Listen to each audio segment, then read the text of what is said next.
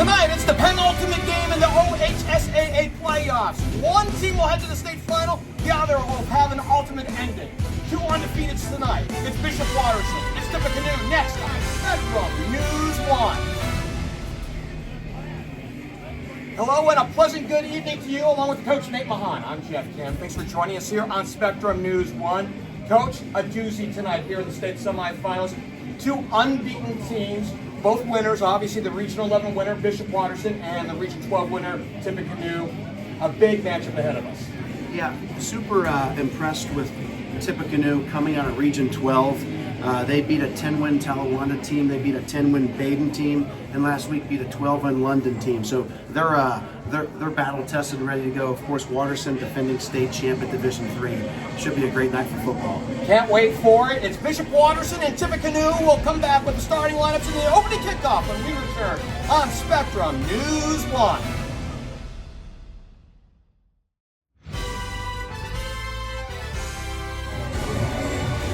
Mere moments away from the start of this one here in Mason. It's a state semifinal in Division 3. Should be a great one on tap. Bishop Watterson and Tippecanoe. Back with Coach Nate Mahon. I'm Geoff Kim.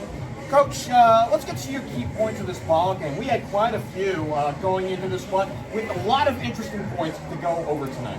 Sure, I think for Tippecanoe, keys to winning the game, they got to get the ball out of the quarterback Bellisari's hands, okay? So they got to get the ball out of his hands quickly. The longer that he holds the ball, he's going to make plays. So that's number one. Number two, time of possession. Tippecanoe, as simple as it sounds, has to keep Watterson's offense off of the field. So that's probably running the ball, sustaining drives, keeping their high-potent offense off the field. And for Watterson, hey, do what you do. You got a 28-game winning streak. You're the returning Division III state champ. The Bellisari family connection is very, very good. They got a ton of big plays. So if you're them, do what you do. Big-time plays. And for Tippecanoe, keep their offense off the field. To get to this ball game, Tippecanoe, the 2 seed in Region 12, came off a first-round bye to blow out Talawanda 56-7.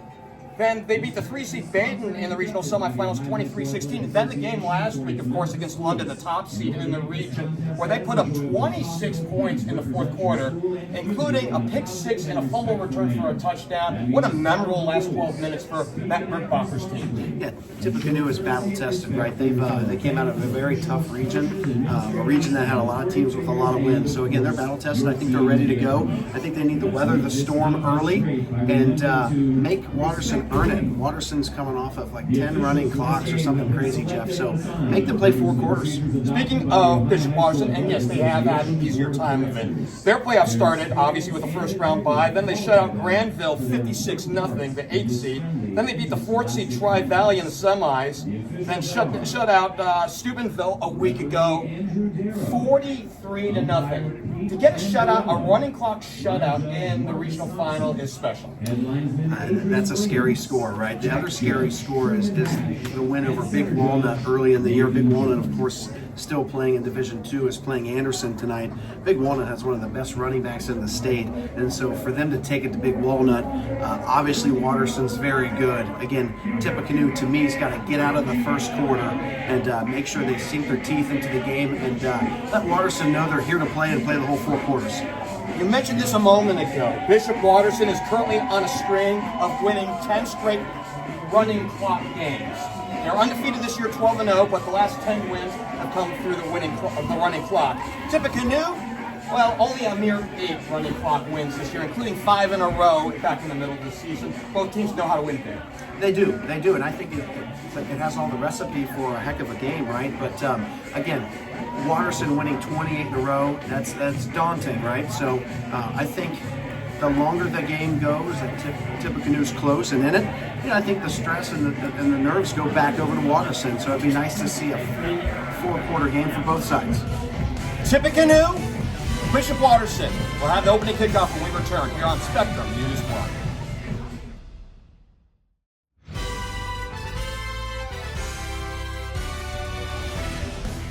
Just a few moments away from the start of this one here in Mason.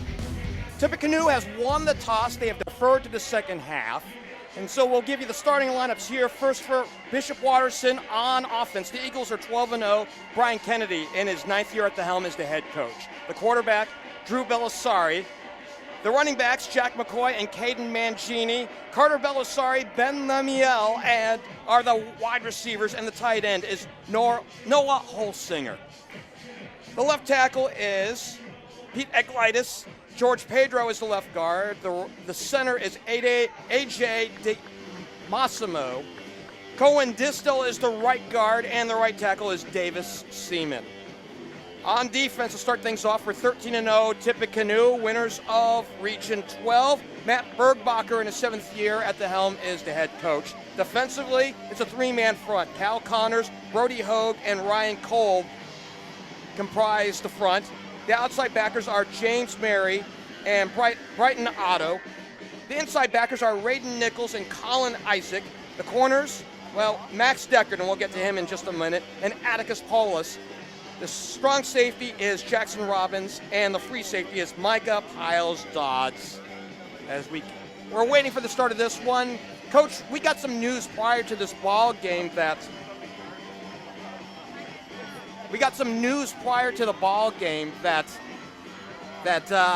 Max Deckard will not be playing tonight for Tip City. Yeah, apparently from Coach Bergbacher, he did say he's out with an illness. For Tippecanoe, unfortunately, that's a two-way starter. So he was not only a DB, but he was also a receiver. And he was an impact player on special teams. He was a returner. So unfortunate news. Now, Coach Bergbacher did allude to the fact that they knew earlier in the week he did have an illness. So luckily, they probably were ready and prepared for that. Nonetheless, a big loss. So we'll see who plays in start of Max. We wish him well, and we hope that his replacement can take care of business too. Yeah, big shoes to fill. In fact, without Deckard a week ago, Tippecanoe probably doesn't win that game. He had Huge fourth quarter. Massive fourth quarter. In fact, that might be the Max Deckard game when they remember this in Tip City, because he had a fumble recovery for a touchdown early in that fourth quarter, and then he had the capper, the cherry on top of the sundae with an interception return for a touchdown.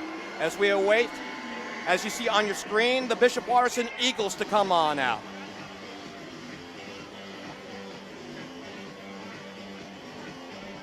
And while we got a moment, why don't we give you the other starting lineups here when they switch sides of the field.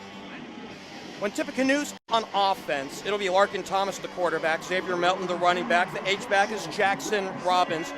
Rand Titley, we did mention Max Deckard. We'll see his replacement tonight at wide receiver, and Will Strong. The left tackle is Sam Atkins. Mason Dungan is the left guard. The center is Ben Bledsoe. Cal Connors, the right guard. And the right tackle is Jeffrey Martin. On defense for Bishop Watterson, it's a 4-man front. The D-ends are Jonah Groover and Jack Schuler. The D-tackles are Michael Boyle and Ryan Alvis.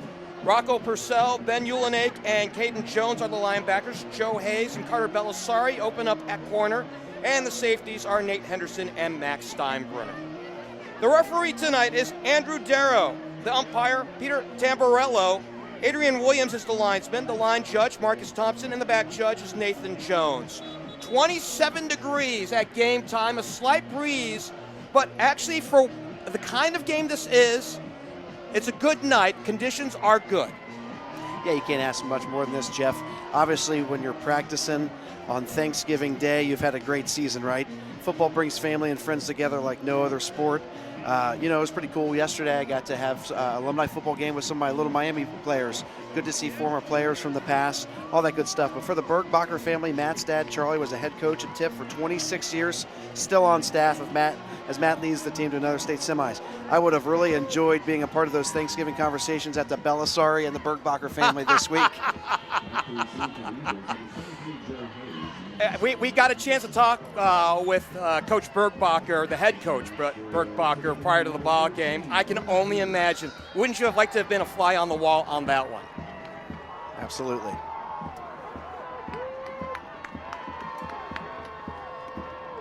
As we mentioned, Tip has deferred to the second half, and away we go here in the Division III state semifinal. A short kick and a flag on the play. We'll do it again.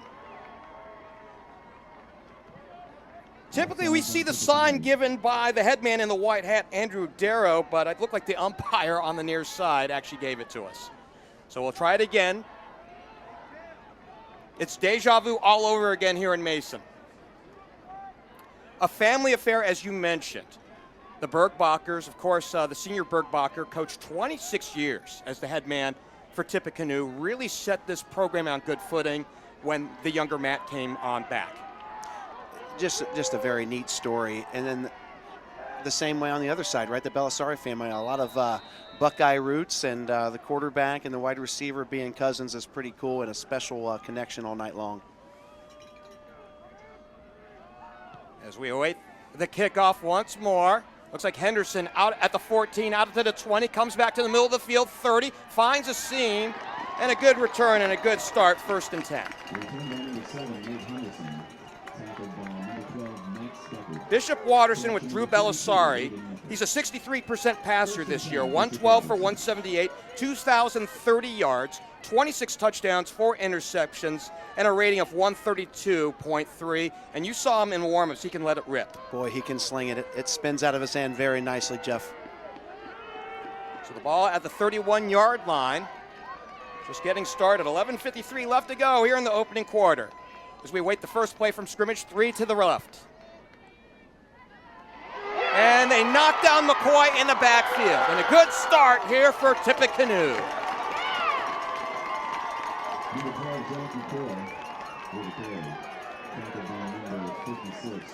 Brian Kolb, the right end, got in there. It's Kolb up front with Brody Hogue and Cal Connors. A little undersized, but it's Division III. So if you get anybody, in the case of Ryan Kolb, who's 257 pounds, that's big-time size for Division III. Boy, he looked quick on the one-on-one matchup with the right tackle right there, too, Geoff. On 2nd down, deep drop for Bellisari. He slings it over the middle. Complete, and it's off to the races. 40, 30, 20, 10, goodbye.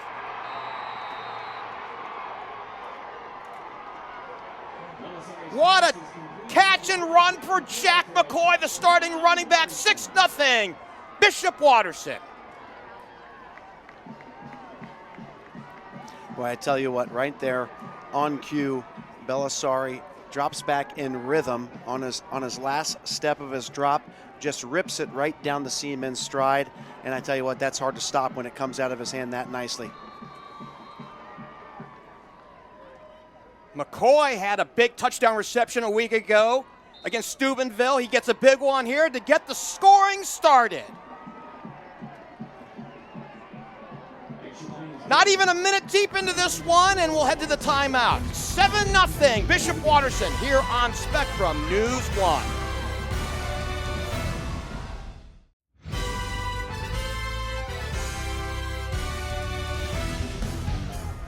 Two-play drive, 48 seconds. It resulted in a 72-yard touchdown catch and run. A lot of running by Jack McCoy, the running back. Point after is good, and off to a hot start is Bishop Watterson, 7-0. Yeah, again, I couldn't tell where McCoy came from, if he was the number 3 receiver or if he came out of the backfield, but Tippecanoe's got to get hands on the receivers. Nobody rerouted him. He ran unevaded down the middle of the field. Someone's got to reroute that route because he was untouched, and Bellisari is simply too good. He hit him right in stride, and unfortunately, that was an easy touchdown. One of the things that we noted coming in, as we have an end-over-end kick, short kick out to the 15. And it'll be a good starting position for Tippecanoe as well. Something that we noted here was in the games that we saw in the playoffs on tape that Bishop Watterson ran, they owned the deep everything. Deep left, deep right, deep middle. And in this case, with McCoy, it was the deep middle this time around. It was, and we're going to take a look at big plays all night long. We talked about one of our keys was Tippecanoe having to limit the big plays, and unfortunately on play 2 of the game from scrimmage, a huge big play down the middle of the field. Quarterback is Larkin Thomas at 68%. That's his completion percentage. He's got a sidecar to the left and a stop. Somebody might have moved.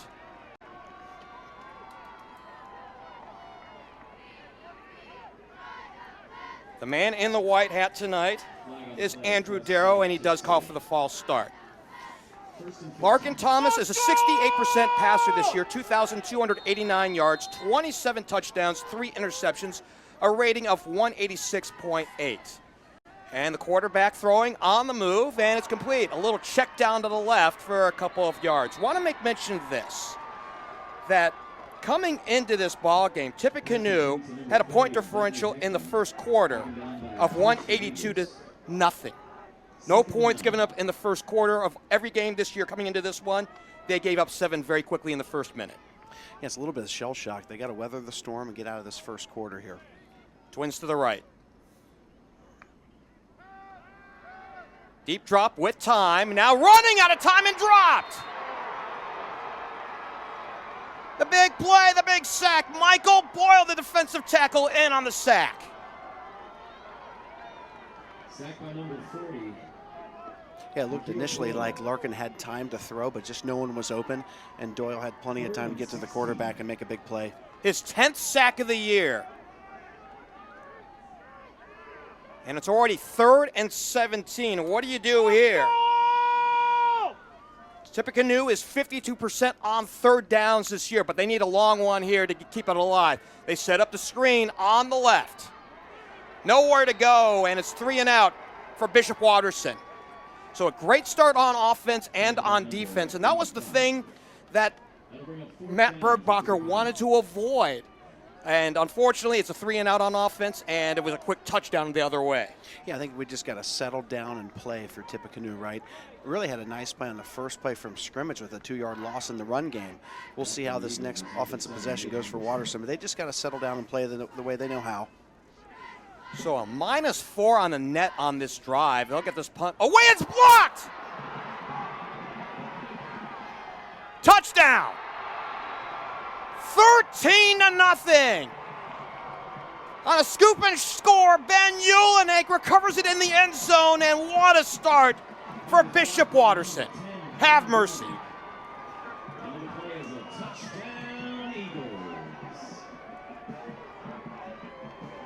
Geoff, have mercy is right. This is the start you want to avoid, obviously. But wow, that's the Mike linebacker.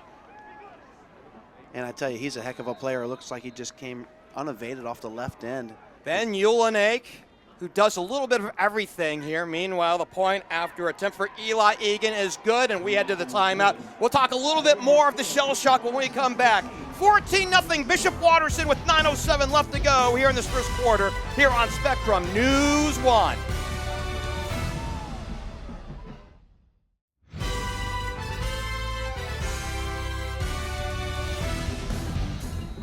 Special teams have come into effect here in this one very early in this first quarter, 14-0. Strong and Melton to return. And it looks like it will be Melton. Melton, the running back, and he takes it across the 35. And right now, at least you get some good field position for Tippecanoe, but right now you're already in a hole by 2 scores. Yeah, if I'm Coach Bergbacher, I'm looking to maybe even use my timeouts wisely here.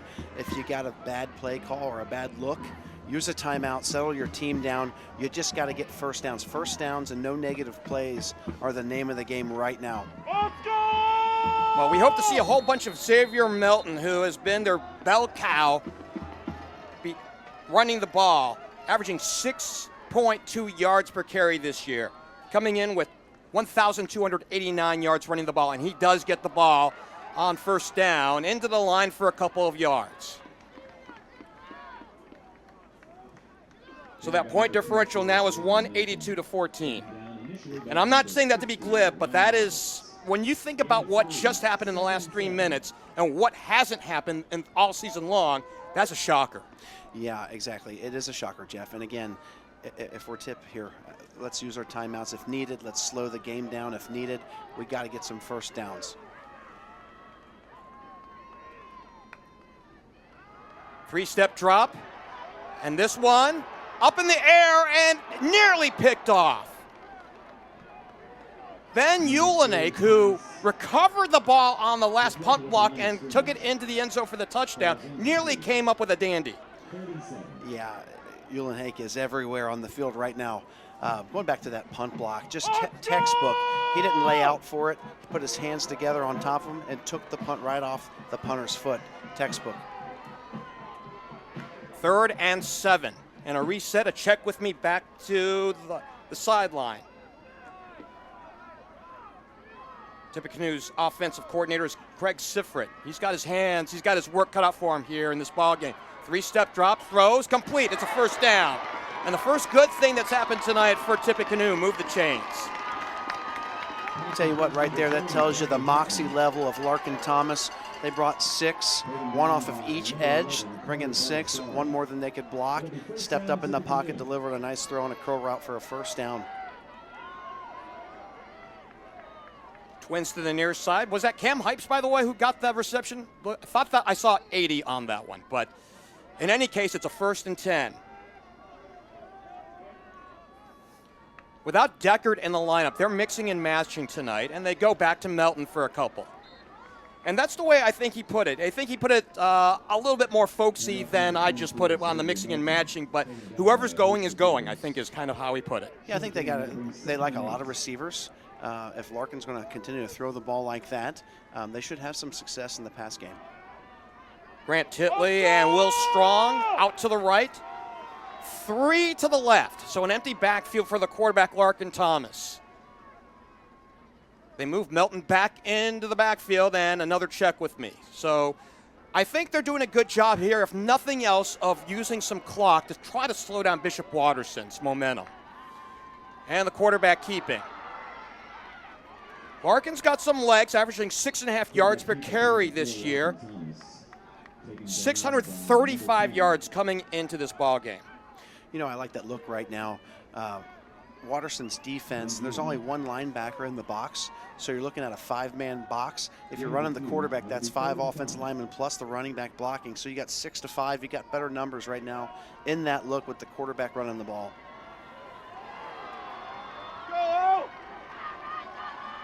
Third and 5. They need to get inside the 40, out to the 39-yard line to move the chains. And they move it, and they get the reception. A good, tough catch by Grant Titley, his 25th catch of the year.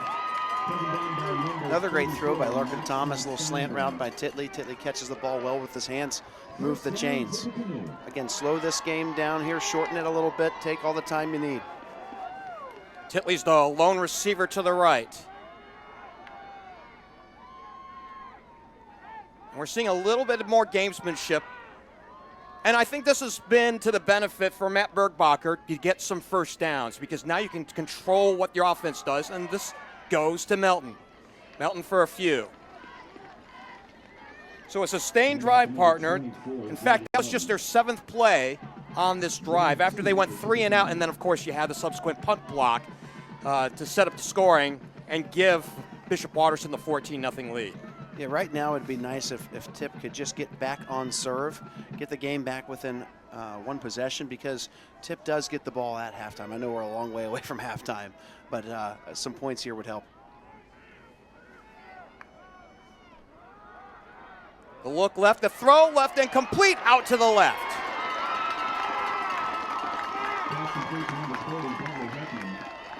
Taken down by number 0, Caden Jones. Was that Bentley Heckman? 30, right? So Heckman with the catch.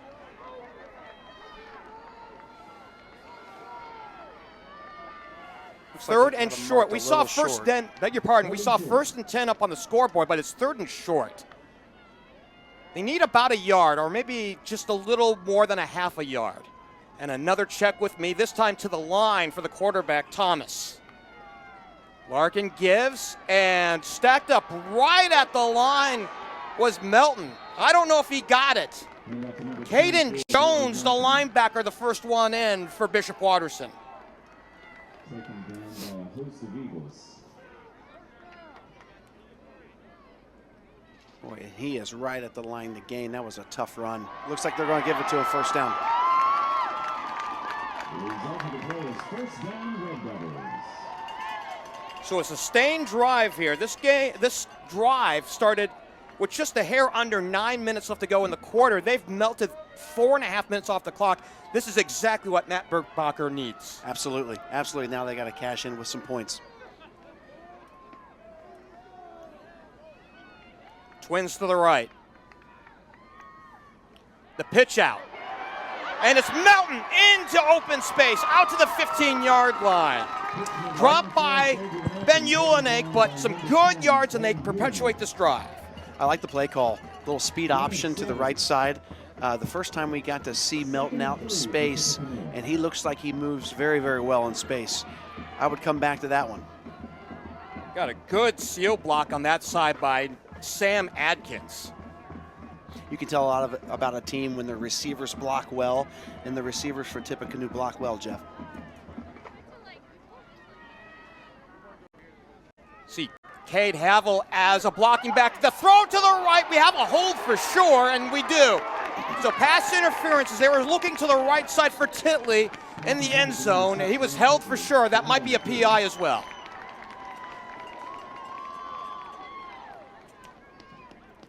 Call on the field is pass interference.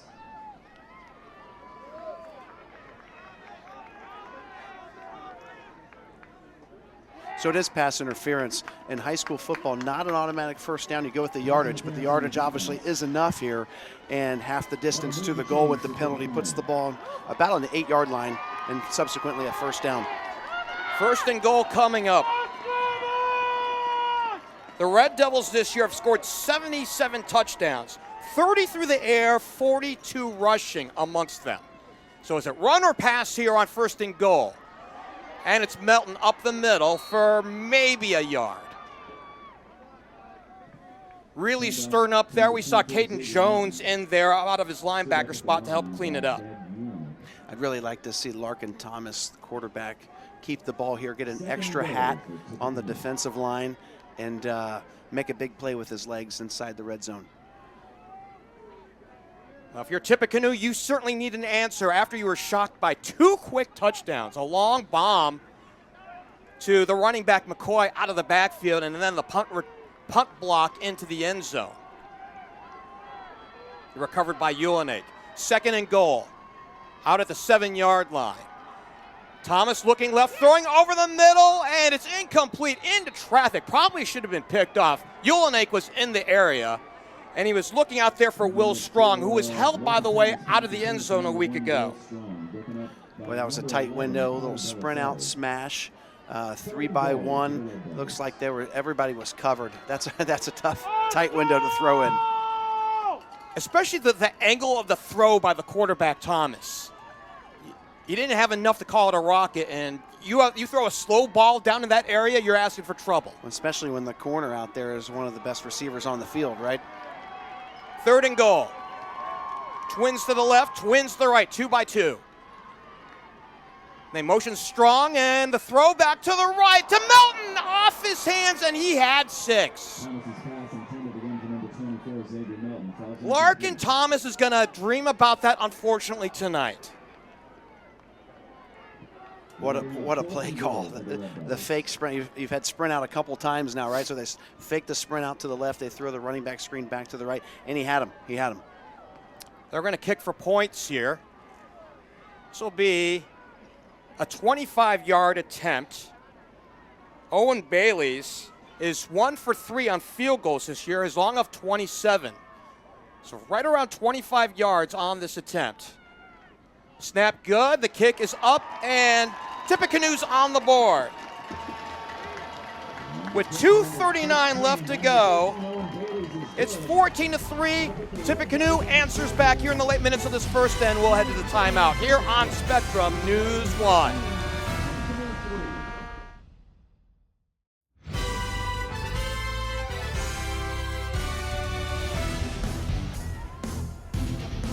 A 14-play drive that stalled at the 7. They kicked for points and make it.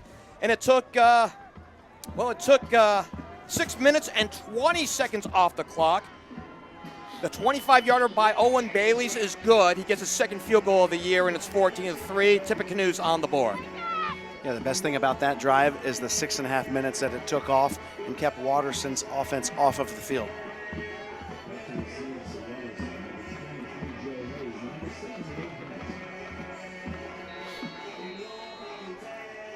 Time consumption is going to be big in this ball game for either team, right? Because both play from ahead.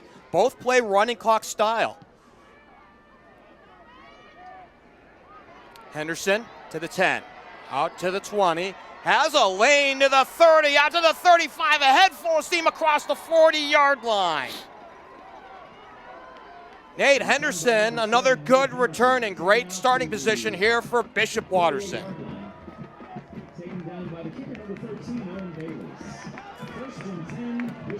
Always bad news when the kicker, in this case Owen Bailey's, has to be the last line of defense to get the tackle. Yeah, it's a tough kick. He kicked it well, but when it's not in the air and super high, you're not allowing your kick coverage team to get down the field, and unfortunately sets up a space for a return. Low liners are hell. And Caden Mangini gets the carry. Caden is a little bit of more of a change of pace back against Jack McCoy. McCoy's the bigger back. Mangini is a little bit more spry at 5'9" and 175 pounds.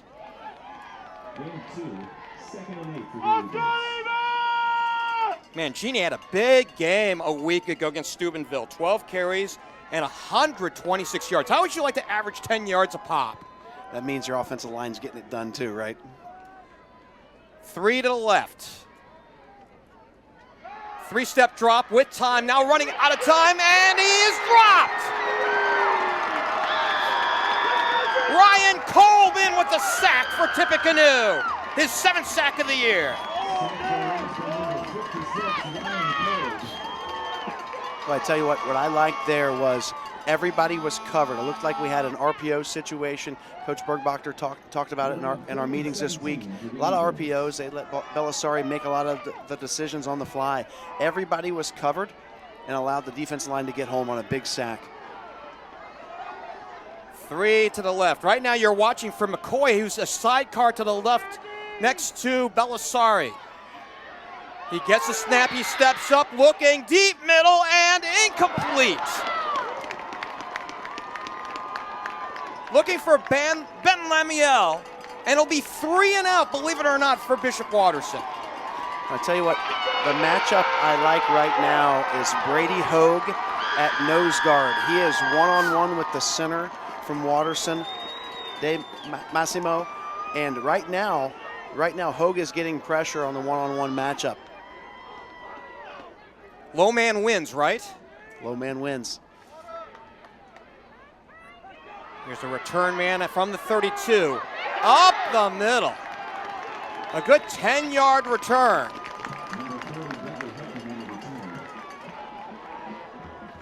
Was it Bentley Heckman? Yes, it was. So that's the guy who's taken the place of Max Decker here tonight. He's seen time on offense. He's seen his spot on returns.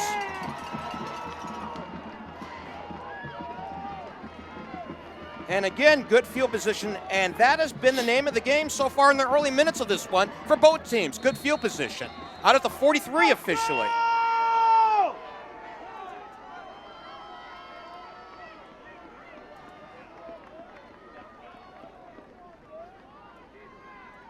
Empty backfield for Logan Thomas. He has time. Quick throw out to the left.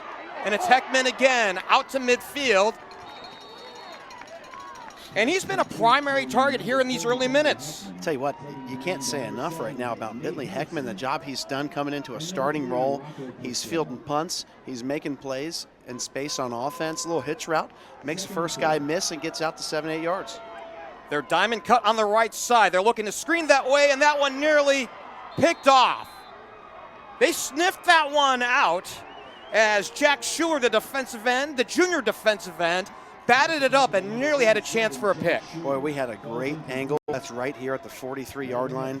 That was awfully close to a backwards pass and a fumble. They also had a diamond cut, 4 receivers in a bunch to the right, and we'll see if they go back to it again later in the ballgame. Twins to the right this time. Cade Havel is playing that H-back spot. We've seen him kind of line up in a wing, and now he's in a slot to the right. Deep drop with time, too hard. A rocket shot over the middle looking for Heckman. A lot of contact there, no call. So Tippecanoe stiffened on defense, and back the other way, the Eagles do the same. With 25 seconds left to go, we are in a fast-moving first quarter with plenty of action to it. It does look like Bellisari is back there to return the punt. Carter Bellisari is averaging 12 yards a punt return this year. He is dangerous. They let it fly. Bellisari out at the 12-yard line. Finds the 20 and not much more. They contain it pretty well out on that side. Colin Isaac, the starting linebacker, on the inside, in with the stop. They really did. And what a great angled kick by Owen Bailey's. Had the wide field to the right, kicked it to the right, kind of pinned him in down inside the numbers, and the coverage was really, really good.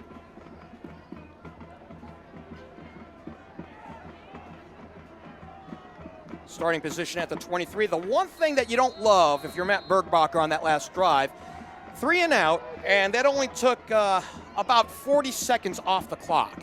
You want to take more time, even if you're going to have to punt the ball, you still want to evaporate more clock against this Eagles team that has just destroyed everybody in their path the last 10 weeks. They go big. Throw to the left, complete out to the left. Out to Ben Lamiel. And that should evaporate the clock. I don't even know if the clock got started before that. But we're now down to 3 seconds, and we head to the second.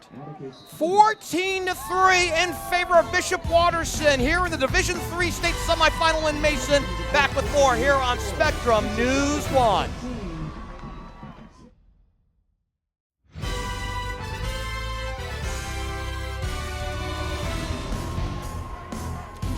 Here to start the second. As we attack the north end for a few yards. So Caden Mancini, again, the change of pace back, who's averaging 9 yards a carry. He's a little jitterbug out there at running back, and he makes it 3rd and short. I tell you what, when your running backs are averaging 9 and 10 yards per carry, something is going well up front with those 5 and 6 guys blocking for you. And beg your pardon, he did move the chains actually on that one. So instead of 3rd and short, it's 1st and 10. Out of the 39-yard line. And the give to the running back again. Both teams like to run the ball, and there's Mancini for a couple. Both teams like to run the ball right around 63% of the time for both teams. And you would expect no less for teams that are very similar to one another in terms of scoring and how few points they give up on defense. You know, I've been very impressed so far with Tipp's run game defense right now. Not many teams pull their tackle, and Watterson multiple times tonight so far has pulled both of those big old tackles, and Tipp is stuffing the run right now. Talking about Davis Seaman and Pete Aglaitis. Boy, 2 really good ones, and we'll talk about them in a minute. 2x2. And another run play. No need to pull the tackle there on the run play up the middle, and the stop out there by Cal Connors.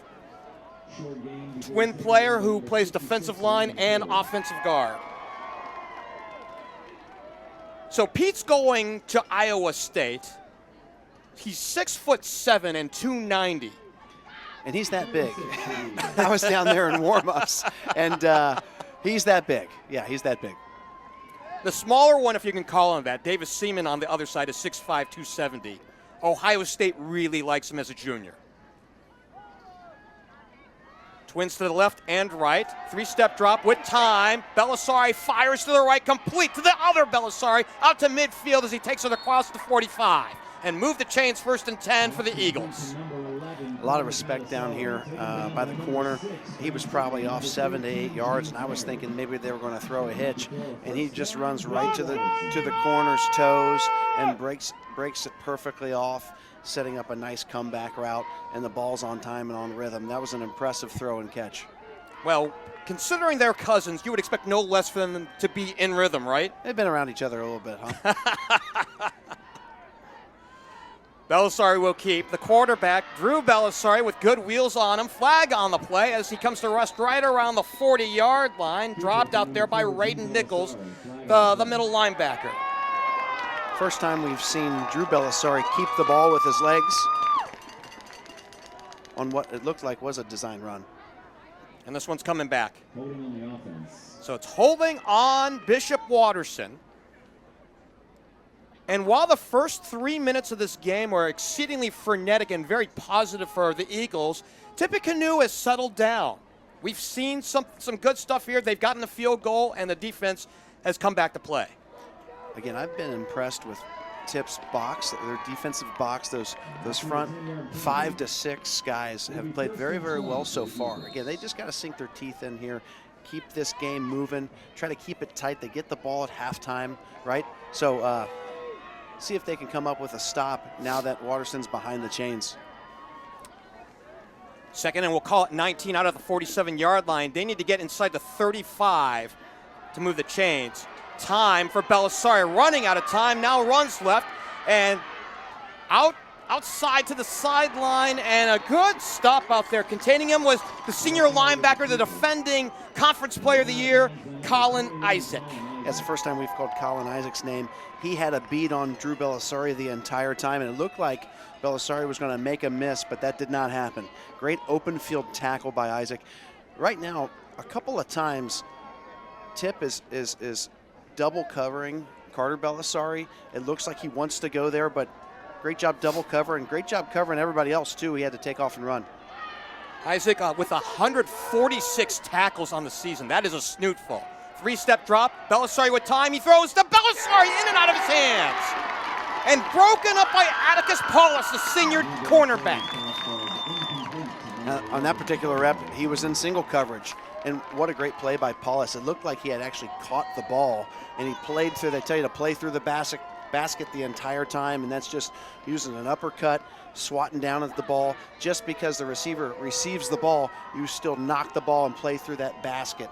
That was a great play, fundamentally sound play by Paulus. 8:35 left to go here till halftime, 14-3. The good news for Tippecanoe is they have weathered. Got double coverage on number 11 at the top of the screen. 3rd and 14, the long ball out to the right, and it's way too long. Out through everybody, intended out there for Ben Lamiel. And now they have to punt.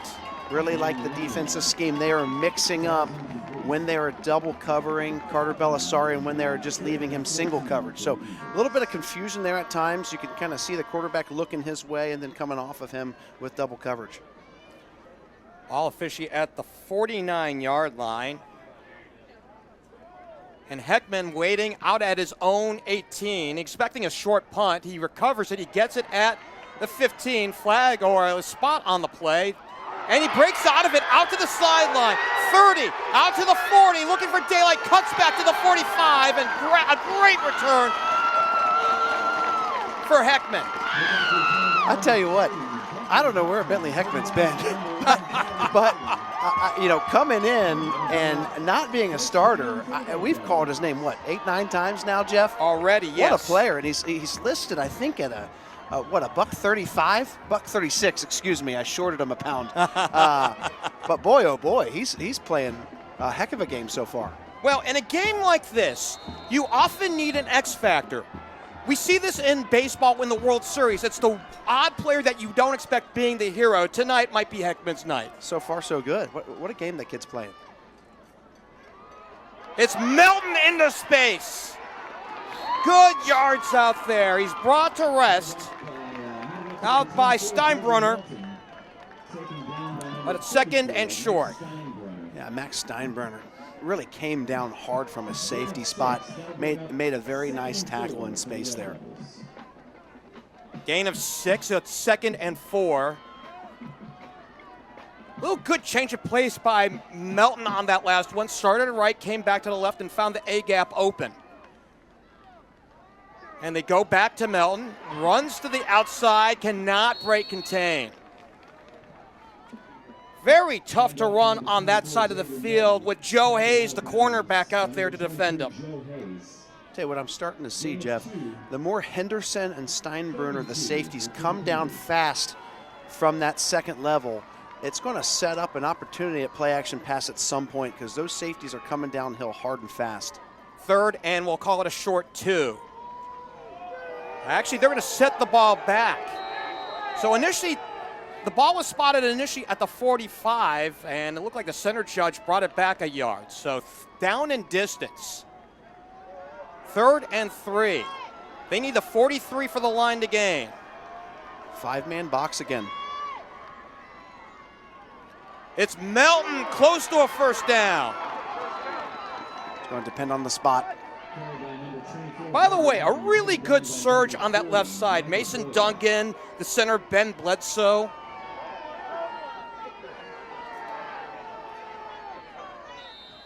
The spot looks a little short, and we're going to have an official look-see at this. And while we have a moment, the OHSAA State Championships return to Canton and to Tom Benson Hall of Fame Stadium once again. Join Spectrum News 1, your exclusive home for the OHSAA playoffs, beginning on Thursday, December 4th, for coverage of all 7 title games through Saturday, December 6th. It's all on Spectrum News 1, your home for high school sports. Well, Bishop Watterson hoping to make it a repeat visit for the 3rd straight year. They won it last year to go 16-0, and meanwhile, Tippecanoe is a hair and a breath short. Yeah, and I'll support the referees here on this one. Nate Henderson came downhill fast from a safety spot and really just laid a hit on the ball carrier, and I thought he was short as well. All the momentum was going that way, but Henderson came downhill and really made a nice stick and kept him short of the line to gain.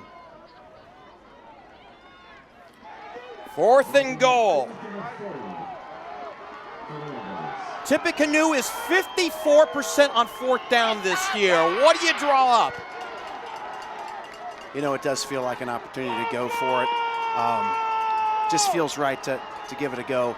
I like Larkin keeping it in some capacity. I don't know if they have something under center here, but I think you got to give the ball to Larkin Thomas and see if he can pick it up on his own. So Thomas awaiting it. Xavier Melton is in the backfield with him, ostensibly. I agree with you. You got to put him under center for no other reason to put pressure on Bishop Watterson. But if you line him in the shotgun, that's a lot of distance to try to get a half a yard. Melton is stopped up. He didn't make it. Jack Schuler, the first one, and he got some cleanup help from Caden Jones. There's a turnover on downs. Number 40, Michael Gray. And he's into the play short of the first down. And great field position for Bishop Watterson to capitalize. You go up top on play number 1. He took the words right out of my mouth. You got to, right now, I'd be paying attention to where number 11 is, and if he's double covered, you got to think, okay, are we going to go right back to Jack McCoy right down the middle of the field if he is double covered? McCoy has had a penchant for the big play, catching the ball. And the give, they'll go to McCoy. Shimmies to the left, flag on the play as he gets a first down pending the flag. So a big push on that left side behind Pete Iglesias and George Pedro. Yeah, I think Davis Seaman just straight tackled tackled Colin Isaac there. Colin Isaac, with each play that goes by, is starting to play bigger and bigger and bigger. So this one will come back. That's what I'm talking about. The flag negates the big run there by Jack McCoy. A multi-purpose threat, right? 912 yards coming into this ball game at nearly 7 yards a pop and 15 touchdowns on the ground. And then he got his 4th receiving tonight. So 19 touchdowns. He's a good sized back. He looks like he's every bit of well put together, 200 pounds. Twins to the left. And it's McCoy again. This time, Tippecanoe is wise to him. Jackson Robbins, the strong safety, the first one there. Yeah, it looked like they're trying to go outside zone from the gun. That's a tough play because you got the running back offset the other direction, and you're trying to get outside. And I know you got some great tackles, but you're trying to get back outside of that tackle the other direction. Just takes a long time to develop. Do you play away from strength by doing that because the tackles are so dominating? You just want to watch them seal up the inside, right? Right. I think they're thinking they can probably reach the side and get outside. Incomplete. Intended for Ben Lamiel. again, going back to, it really looks like Tip's doing a great job of disguising and mixing up their coverages with every passing situation. 3rd and 20. What do you draw up here? What's in your bag of tricks here on 3rd and 20?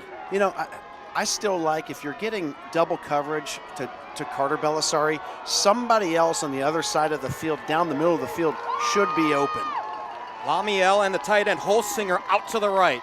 They motion the receiver Lamiel back in, and they go twins there. With time is Bellisari. Now rolls right, and they wrap him up. And he lets go of the ball. I don't know if that's intentional grounding there. I tell you what, the ball was on the left hash. It looked like he's still in the tackle box. Yep. I had intentional grounding. James Murray in with the sack.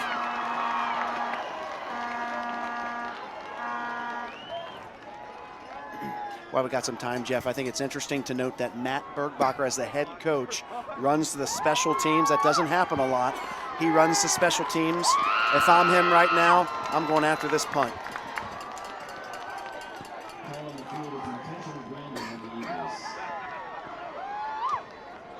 So penalties have undone this drive here for Bishop Watterson. And the ball's at the 12-yard line. Why not go after it? But they'll get the punt away. And Heckman waiting at midfield. The ball will not quite get to him. And Tippecanoe will set up in Eagle territory. First time you can hear the Tippecanoe people come alive on this side. Well, they came out in droves. It's not a terrible long drive, but if I recall, that is a 53-mile drive to get from Kessler-Cowsville Road in Tip City. So that's about an hour to get to Mason. For Bishop Watterson, along Cook Road in Clintonville, and that subdivision out towards High Street, if you're familiar with that part of Columbus, it is 95 miles to get here. That's a solid hour and a half. I don't think I've ever been to Kessler-Cowsville Road and Tip. Is that what you said? Yes. Okay. So starting from the 41.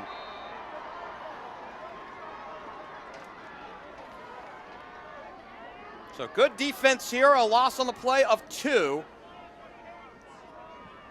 And the Eagles trying to recollect themselves. They had such a hot start coming out. Part of it's special teams, part of it's the one big play over the middle.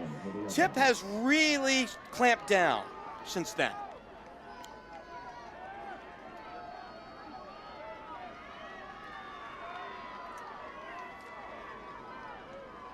Larkin Thomas, the quarterback. 3-step drop, slings it right, home run, out to the right, out to the 14-yard line and picked off. Pass picked off by number 23, Joe Hayes. Joe Hayes, the cornerback, got him. Down for the Eagles. So they try to go up top big out on that 9 route, come up snake eyes, as Joe Hayes, the 4th, gets his 2nd interception of the year. Boy, that was a great play. That was a 50-50 ball that it was hard to tell if the receiver came down with it or the DB came down with it. Nonetheless, Joe Hayes with a great play on the ball in the air. Ball's at the 20-yard line for Bishop Watterson. Now, unlike what we saw the last time when they stiffened on 4th down and got the ball near midfield, you thought maybe they go up top. Here, I think with 4:29, do you just run the ball and try to milk the clock and go up by another score? It doesn't feel like that's what Watterson's going to do at all. I think they're going to give the ball in Drew Bellisari's hands and probably throw the ball down the field. They look to the right. It's a completion out to the right for a few yards out that way Tell you for what, Liam Meskey, the junior wide receiver. Game of 3. That'll bring it 2nd and 7. that was an impressive play by Grant Titley. He's playing corner now. Threw basically a quick smoke screen, and he was getting blocked. He got off the block quickly and really made a nice tackle because there was a lot of space down here. And by the way, Titley playing in place of Max Deckard, who was such a big hero against London a week ago. The run off to the right side, and Caden Mangini was a step away from breaking it. In traffic, he really sidestepped the man, but in too much traffic and only gained a few. Interesting to match up to watch as the game continues. Titley down here versus Carter Bellisari one-on-one. They left them one-on-one a couple of times now without help over the top. So if Titley can continue to keep Carter Bellisari at bay, that bodes well for Tip's defense moving forward. 3rd and 2. Run or pass. And it's a run. It's Mangini for the first down. And off to number 5, Caden Mangini. Bishop Watterson, as we had mentioned, about 63% rushing in terms of what they do from scrimmage this year. So think about this, about 5 out of every 8 plays, they like to run. And it's nice to have that option on 3rd and short to move the chains. Here's Mangini again. He's got a train in front of him, couldn't quite get to the outside, gets a few. Bishop Watterson coming into this ball game, 305 rushing attempts for 2,420 yards. That is 7.9 yards per attempt this whole season. I'll tell you, Bright Otto did a nice job, number 10 outside linebacker, stringing that play out and then piercing the first vertical seam he saw and made a nice tackle. And again, Mangini jitterbugs his way out to the outside, close to a first down. And he'll bring up 3rd and short again. Mangini's carry again, taken down by number 3. So knowing what you know, Brian Kennedy does like to pour on points, and obviously the last few seasons going to a state final, winning it all a year ago. It's a little funny to see him just run right now here towards the end of this second quarter. I think if they pick up a first down here with the run, I wouldn't be surprised if they go back to take a shot as they get closer and closer to midfield. Mangini again. So it's been a lot of Cade Mangini. You know that Jack McCoy is typically who we've been talking about as a starting receiver, and honestly, he's been a hell of a receiver out of the backfield, but It's been Mangini the last few games. You got Jack McCoy now back in the backfield, and you got 4 receivers, trips out here to the right, probably a pass. It is a pass play. He wants it all, deep to the right, and it is caught at the 20. Out to the middle of the field, out inside the 10, 1st and goal coming up. Evan Cooper, beg your pardon, Nate Henderson. Nate Henderson on the big fly. Yeah, you faked a little bit of a smoke screen down here, and these 2 guys just went vertical, and it looked like Titley just got lost with the ball in the air. Henderson's alone to the right. Ball's out. Ball's out. Tip says they have it. We'll see. They do. What a big play. Just looked like a fumbled exchange, miscommunication between Bellisari and McCoy, and the ball came out immediately. What a break for the Red Devils.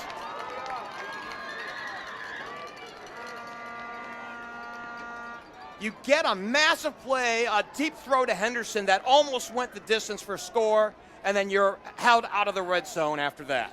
Mercy.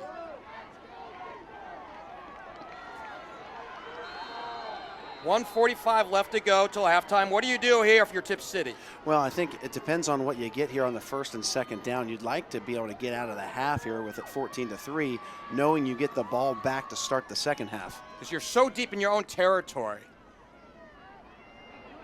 And Thomas is wrapped up, nowhere to go. He looked right, came back left, and he ran into Ben Ulenek. Tackled by number 50, Ryan Alvis. And Ryan Alvis in the middle of the field and a timeout. With 1:38 left to go.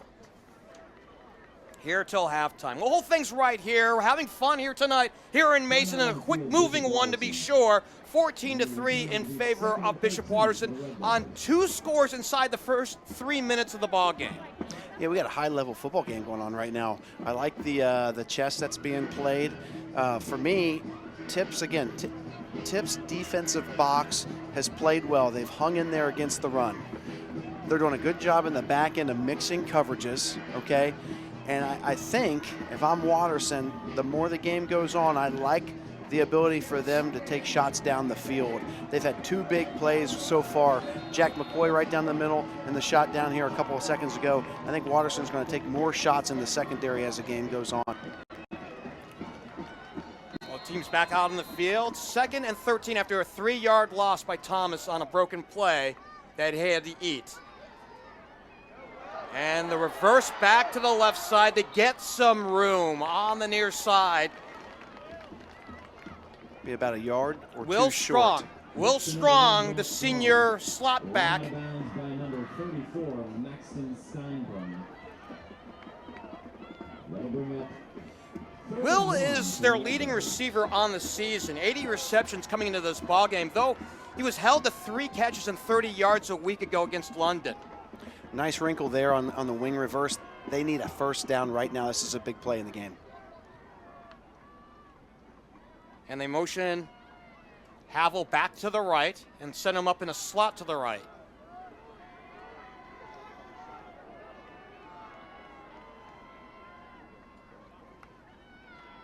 Quarterback keeping. Not a lot on that side. Looks like he's going to keep it. First down. He got just enough. taken down by a host of Eagles, but not before. That's a Hayden big, tough Jones was run. there to start things off, but not before he gets the first. Sorry about that, partner. That was just a big, tough run by Larkin Thomas at a big point in the game. Especially buried deep in your own territory. Now back out to the 18-yard line.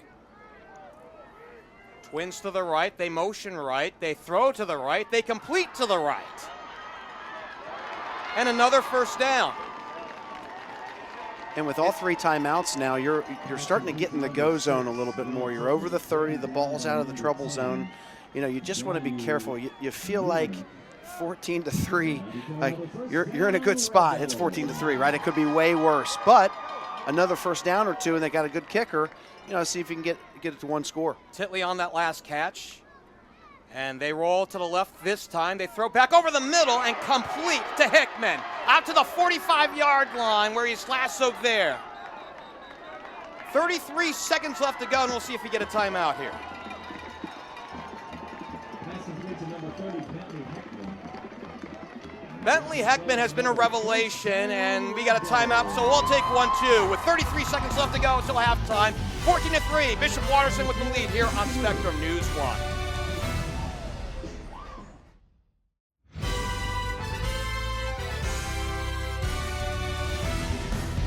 Along with Nate Mahon, I'm Geoff Kim. Thanks for joining us here on Spectrum News 1. Sean Beathard has your sights here tonight.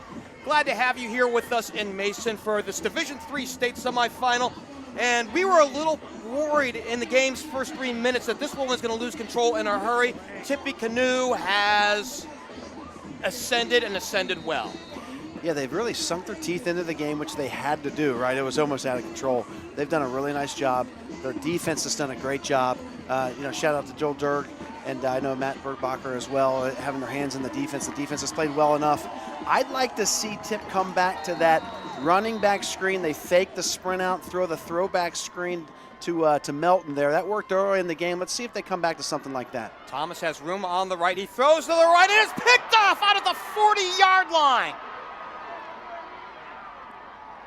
Bellisari, who does it on both sides of the ball, out to the 40, and another exchange of the ball. Carter Bellisari. Taken down by number I hate to say it, 17, that was just not a great decision. Bellisari, obviously one of the best receivers on the field tonight, playing corner, and kind of got away with a tough throw earlier in the game in the back of the end zone. That one he picked off clean. Spot the ball at the opposing 39-yard line, and it's a very short field for the Eagles.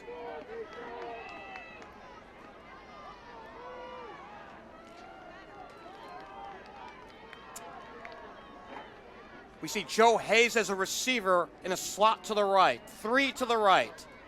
Passing situation, Bellisari looking long, deep middle, complete to the other Bellisari inside the 20-yard line with 17 seconds left to go. Carter Bellisari taken down by number 6. Cousin to cousin. Timeout on the field. And a timeout with 16 seconds left to go here till halftime. Tell you what, a throw on rhythm. He just ran a deep dig, and he threw it the minute he started to break, and he caught it just really gracefully with his hands. That was a great throw and catch. The winner of this game will take on the winner of the Region 9, Region 10 game. That's Cuyahoga Valley Christian Academy, the 2 seed coming out of Region 9, and Toledo Central Catholic, believe it or not, a 6 seed this year. They made it all the way to the Final Four. That'll be at Tom Benson Hall of Fame Stadium in Canton next Friday for a 3 o'clock afternoon kickoff. Tea time.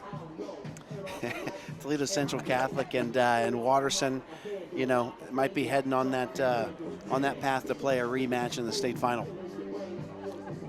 Well, right now, Bishop Watterson, as you mentioned prior to the ball game, in the throes of a 28-game winning streak, and right now, as far as we know, that's the longest winning streak in major high school football in the state of Ohio. Yeah, it is. Yeah, dating back to last week, the big one in the state got broken up with Marion Local losing for their 76-game winning streak, coming to an end against St. Henry.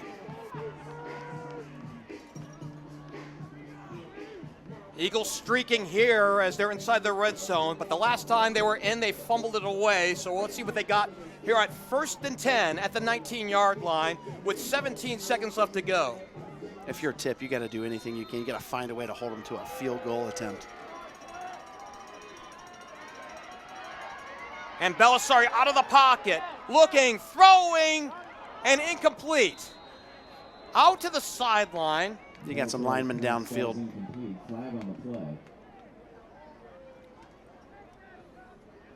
Looked like Atticus Paulus was, by the way, closest to the ball to try to make the interception, and they'll bring this one back. And you got the call exactly on the nose, according to Andrew Darrow, the referee tonight. If you're Tip here, you've got 2 plays left, right? You're thinking, okay, we got to find a way to stop them 2 plays in a row. That probably gets you to halftime. Got to find a way to keep them out of the end zone for 2 plays. Bishop Watterson outscoring the opposition in the second quarter this year, 247-13. They've been held scoreless here in this second quarter against Tippecanoe. 1st and 15. Looking over the deep middle, in trouble. Bellisari runs out of trouble. Still looking, launching for the end zone, incomplete. And no time left on the clock. How do you do? I'm exhausted after that play, Jeff. Wow.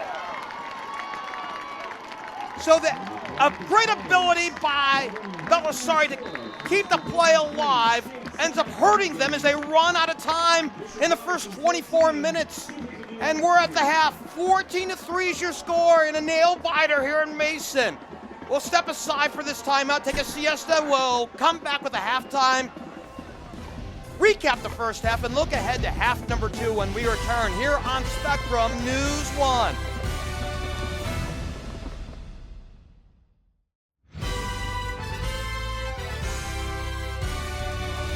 We're just mere moments away from the start of the second half. 14-3, Bishop Watterson leading Tippecanoe in this Division III state semifinal. Along with Nate Mahon, I'm Geoff Kim. Thanks for joining us here on Spectrum News 1. Sean Beathard is giving you the sights tonight and also babysitting us here in the booth tonight as well.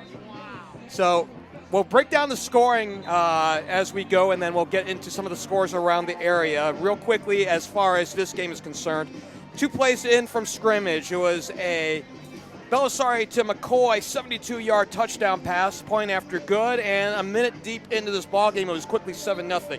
2 minutes later, it was a block punt recovered in the end zone by Ulenig, point after good, and it was 14-0 Bishop Watterson, and we thought, uh-oh, this could be a blowout here in the making.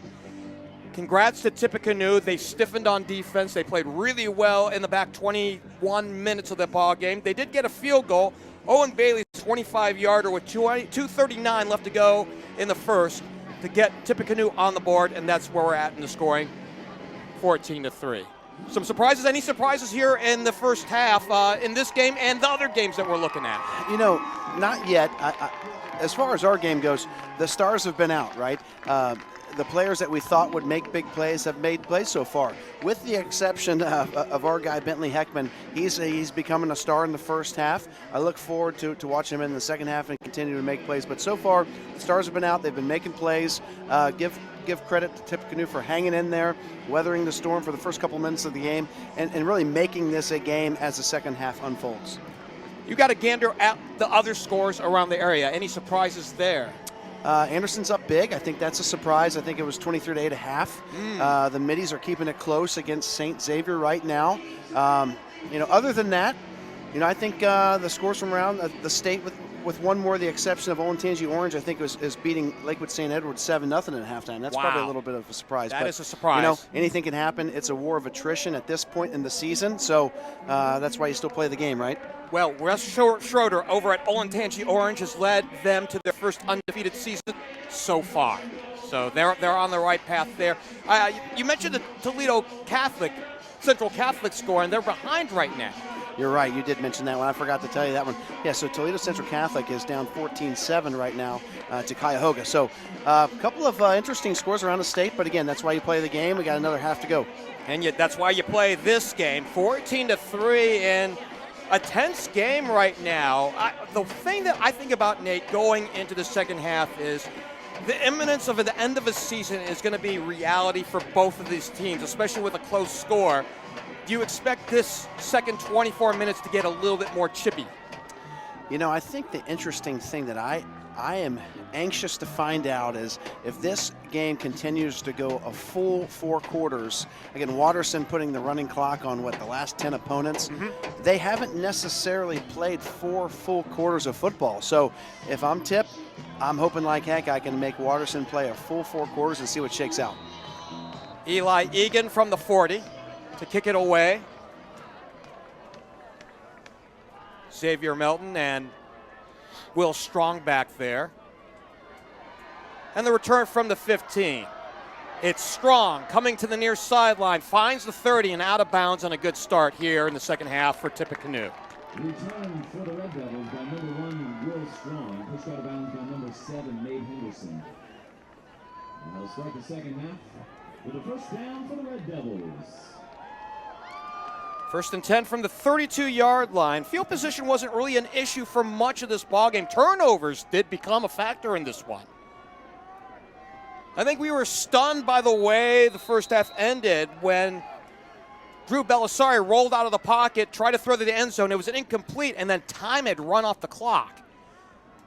And a little pitch inside.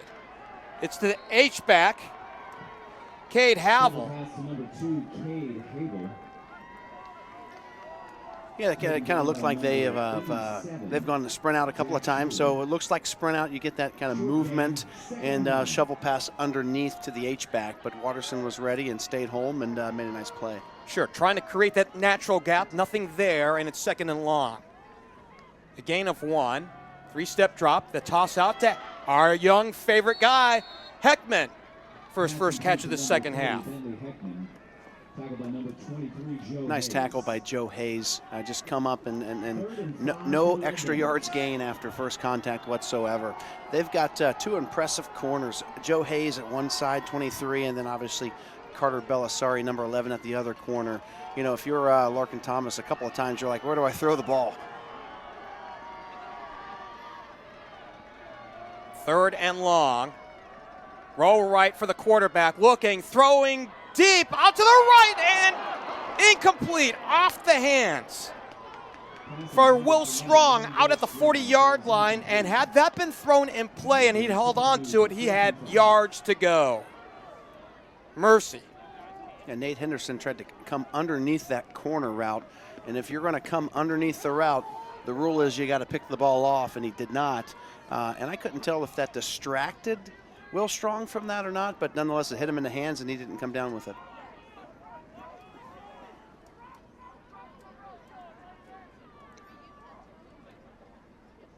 Oh, they're faking it. Faking. Nobody's going after that one. Nobody's buying that one.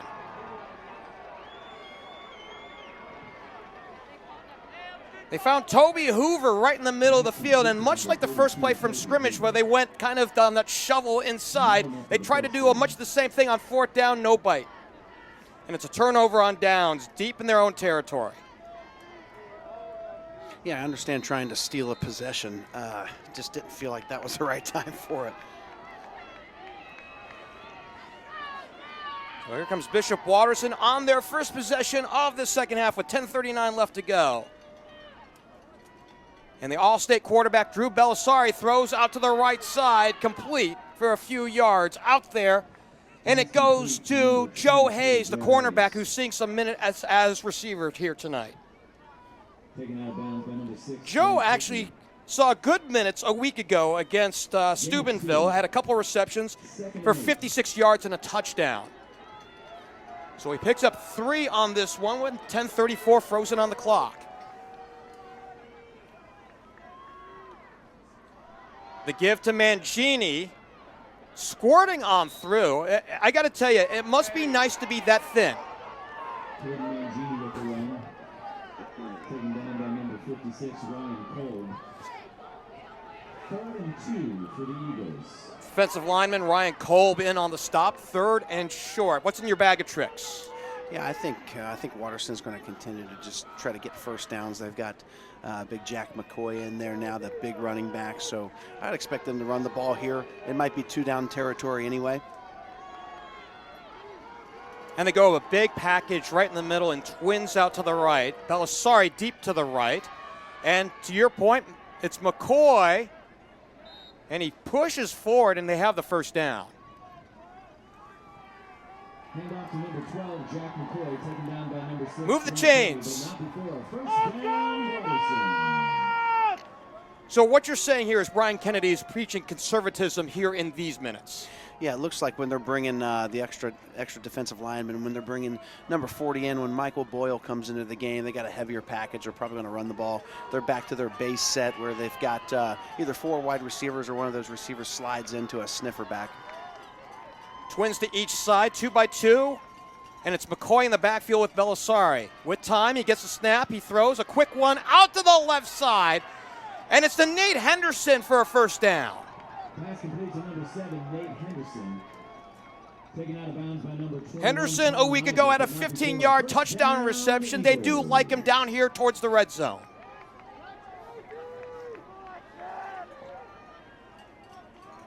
I like what Watterson's doing there. They're getting double coverage the other direction, so you're getting man-to-man on the opposite side. Or they're just throwing a quick screen out there. They're getting a nice block in space, and they're able to make something out of it. Hayes and Henderson out to the right. And the give, and it's a run play up the middle for good yards there. So it's been Mangini and McCoy. They've rotated at receiver here as well. And Mangini gets the yardage there out towards the 6-yard line. Here come the big boys back in again, heavier set. Looks like some more run downhill action. Well, let's see if they bring in the big back on this one, Ben Ulenik, who they really love in this situation, but it's going to be Mangini in the backfield. At least to Bellisari's immediate left. Quarterback keeps across the 5 and close to that first down. Bellisari with the keeper, short gain. Bellisari himself is a running threat. 9.2 yards per carry this year, 11 touchdowns. He's a threat everywhere you go. When we talked to Matt Bergbacher prior to the ball game, he was afraid of Bellisari and the time that he has with the ball in his hands. 3rd and short.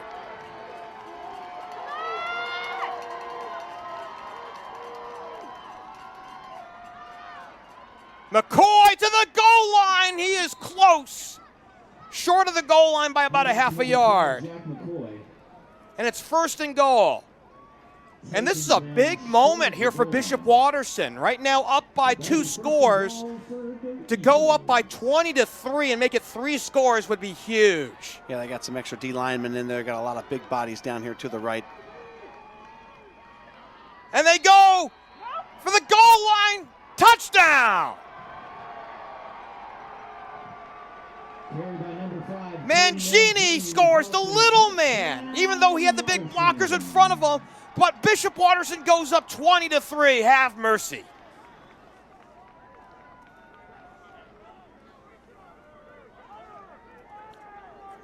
So Mangini, the 1-yard plunge, his 7th touchdown of the year. Here's the point after attempt by Eli Egan, and it's good. And we got a brand new score with 7:42 left to play here in this third. 21-3. Bishop Watterson moves ahead here on Spectrum News 1.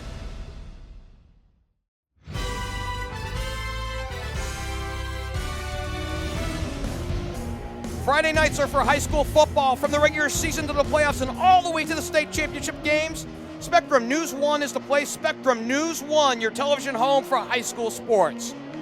Well, speaking of the championship games, they'll be happening next weekend, and Bishop Watterson inching ever so close after that last touchdown. I was impressed with that drive. I know they got a short field, but nothing special there. They took what the defense gave them. They were throwing quick smoke screens in space to the receivers, and then once they got it down inside the 15, 20-yard line, they just lined up with the big cats and shoved it. Melton from the 12 on the kickoff. He comes out to the right, out towards the 30, and a good return.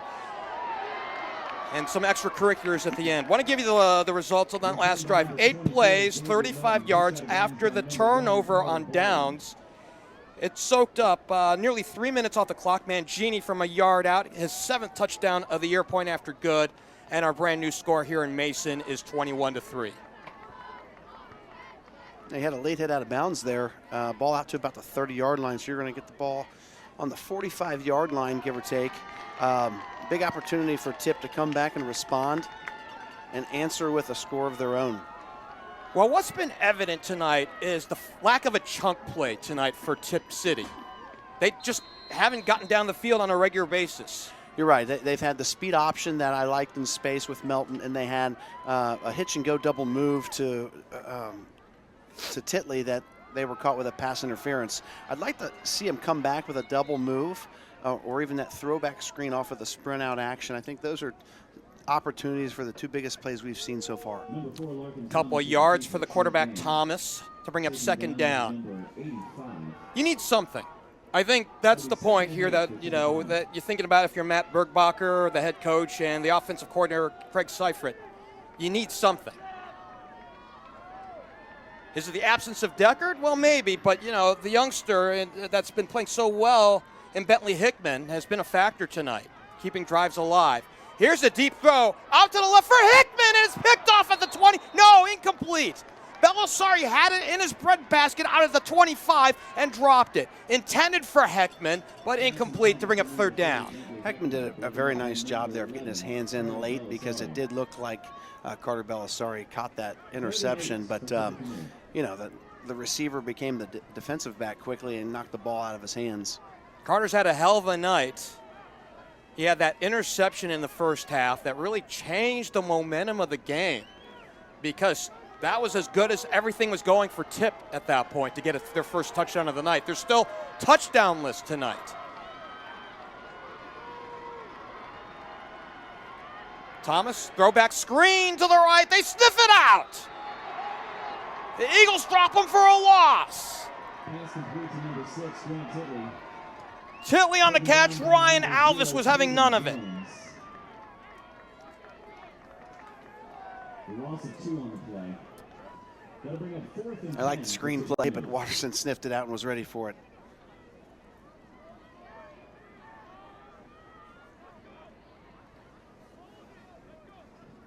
Back to receive the punt, number 11, Carter Bellisari. Oh, and it's blocked. Picked up out at the 30-yard line. Here they go to the end zone. Another block punt for 6 for Bishop Watterson. Punt is blocked and picked up by number 1, Carter Baldwin. Return for the touchdown, Watterson. Carter Baldwin on the recovery down the sideline. Haddon Estcourt, the backup defensive back, makes it 27-3. Have mercy.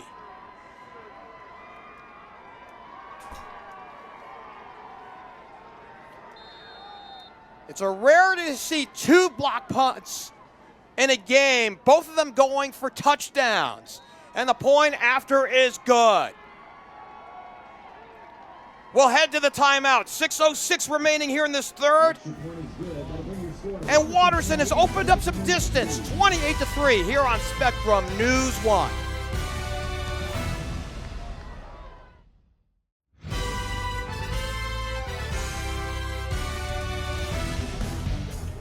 That escalated very quickly, 28-3 on the block, punt, and return by Baldwin, and this one shuffles out of bounds, and some good news for Tippecanoe. Bishop Watterson outscoring their opponents in the third quarter this year, 108-20. They've put 2 touchdowns up on the board in the first half of this third period. Yeah, and Coach Bergbacher's got to be, he's going to be a little upset when he sees the film. So in their punt protection, the second line, typically we call those shields, they're there to absorb the first couple of guys that break through.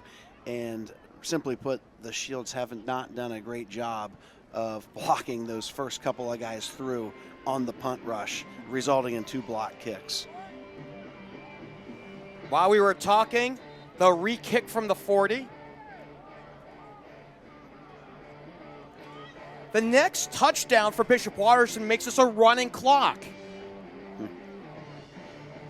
Now, mind you, special teams have scored as much as the offense here tonight, so for whatever that's worth, if you want to try to make lemonade out of lemons for Tippecanoe, you can say your defense has played well, your offense has moved the ball a little bit, but special teams has been what's held you back.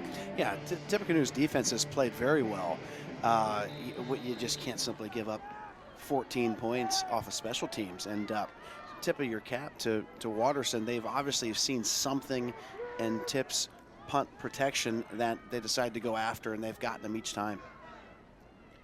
This kick angles out to the left, recovered at the 19, and it's Melton out to the near side, comes across the field, across the 30 and out to the 35. Good job here for Bishop Watterson. If nothing else, finding no holes in the middle for Melton and stringing them out sideline to sideline. That'll bring up 1st and 10 for the Red Devils. The question here, Nate, now is, what do you do if you're Tippecanoe? Your offense is what it is. It's one thing to say, hey, maybe we go 5 wide the rest of the night, and maybe that's what you have to do. But I don't know if that's in their DNA. Yeah, I've been very impressed with the 2 corners right now for Watterson, Bellisari, and Hayes. There's not a whole lot of space to take shots on the outside, but I think you have to at this point in time. It's almost like it's a win fast, lose fast situation. You got to find a way to get some chunk plays and get back in the game quickly. Couple yards for Xavier Melton. Melton, number 24 with the carry. Rushing about 1,300 yards this year. He's had an outstanding year. He's not really been on display tonight. However, coming into this ball game, 24 touchdowns in 13 games. That's a lot of scoring.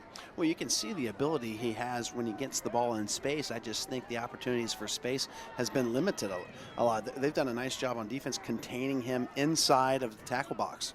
Officially a gain of 1, 2nd and 9, 3-step drop. With time, the throw down for Heckman, incomplete. Defended very well by Joe Hayes IV. Yeah, we sound like a broken record, but the corners have just played very, very well for Watterson between Hayes and Carter Bellisari. I know we're only about 2/3 of the way through this game, but when we write the story of the night, I think special teams obviously is the #1 story, but the corners by Bishop Watterson have been excellent. Corners have played very well. They're allowing the safeties to come downhill and play the run very quickly because you feel so confidently in the corners and in the pass defense. Thomas, sprint right, now throws as he reloads, incomplete. Out looking for Titley out on that sideline. 4th and 9 for the Red Devils. Gosh, even I feel myself getting nervous watching this this punt coming out here. Oh, sure. At this point, you're snake bit. I mean, if you're on special teams, and I know that Coach Bergbacher has a real yen for special teams, this has got to put a pit in your stomach. It's Bellisari out at his own 25-yard line. Ball spotted at the 39. Good snap this time, and it's away and nearly blocked. It's Bellisari at the 28, and he is dropped right there. That was a great special teams tackle by your middle linebacker, Colin Isaac. You can see why he was the Defensive Player of the Year. He really does a nice job of coming to balance and tackling in space.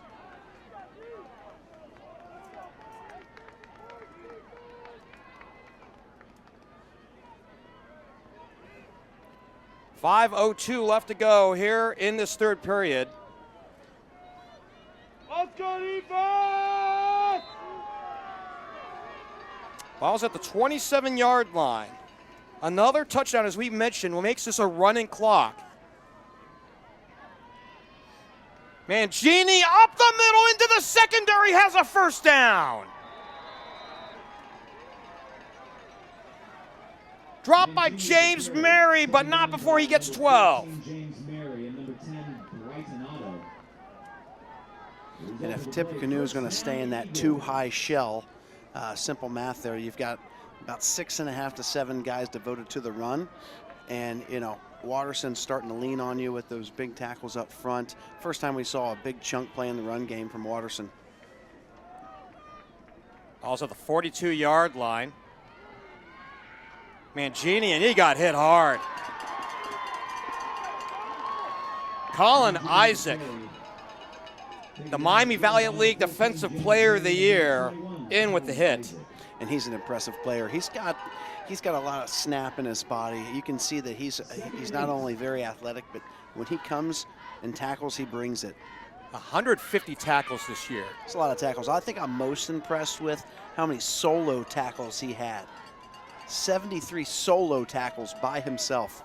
3-step drop for Bellisari, looking deep, now throwing out to the check down. And a first down. Nothing down the field, why not get the first down? It's an impressive throw.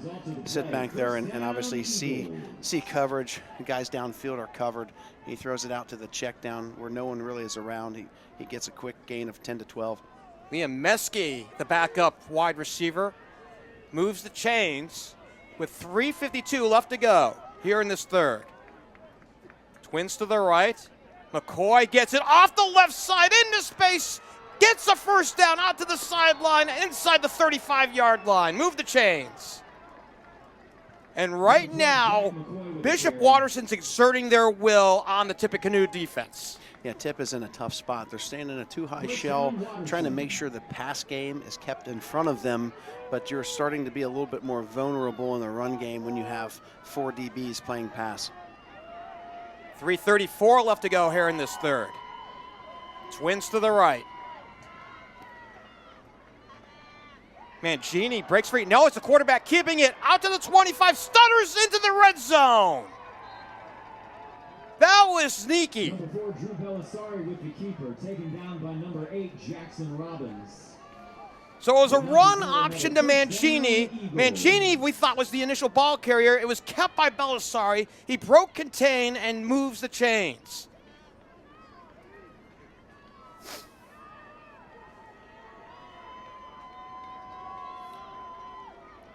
Ball's at the 18-yard line.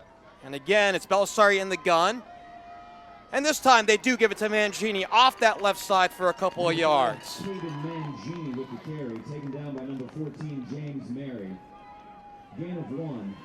That was a nice play by James Mary coming off the backside, staying in the play and cutting him down from the backside with great rush.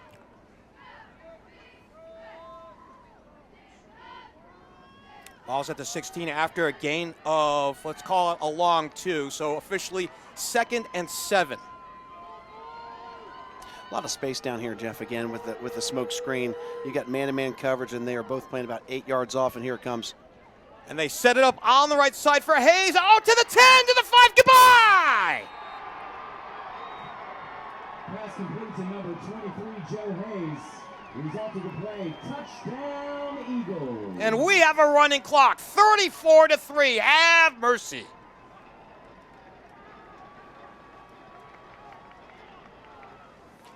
Hayes just out in space, got a block out towards the sideline, found the sideline, and was clear sailing ever since right there to make it 34-3.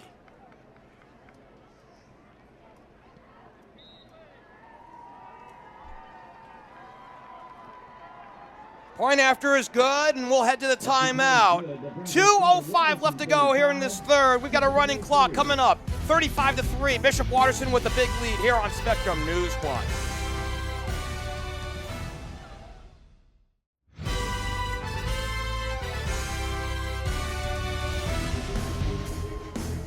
Seven-play drive, 73 yards, 3 minutes off the clock. The touchdown pass from Bellisari to Hayes, and the point after good, and the brand new score, 35-3.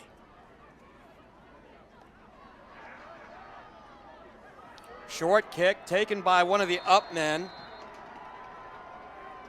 Micah Piles-Dodds, one of the starting safeties. And the clock's moving at 1:48.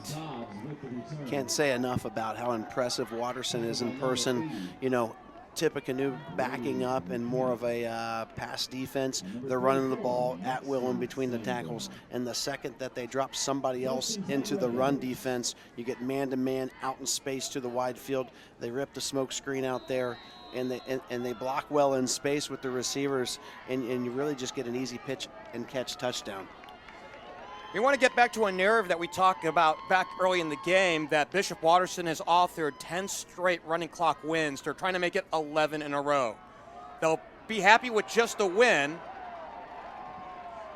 And a stop on the play.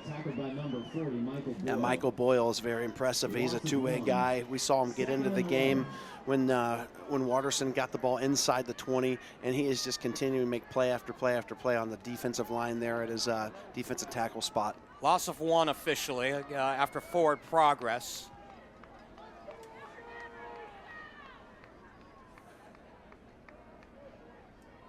Three to the left. Thomas rolling right, throwing right, deep to the right, and incomplete. 1-on-2 out there.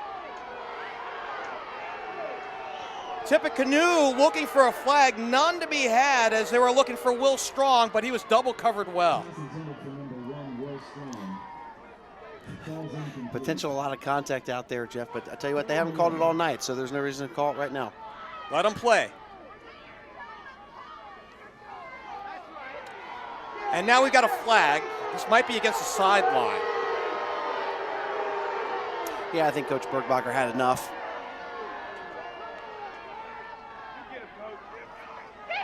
They stop the clock with 4 seconds. Yeah, that's, they're exchanging pleasantries out there. I think that's going to be unsportsmanlike conduct because of that. And I'll say this, as a coach myself, I think the only thing sometimes you get frustrated with is you'll go throughout the regular season and you'll see something called a little tighter throughout the regular season. And I think as the playoffs go, you get new crews, you get crews that don't work together, and sometimes they let things go a lot more than what they would during the regular season, and that is tough. So back them up.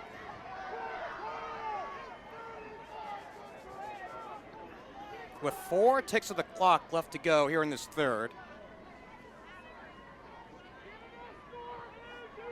Spot the ball at the 15. They need the 41 for the line to gain.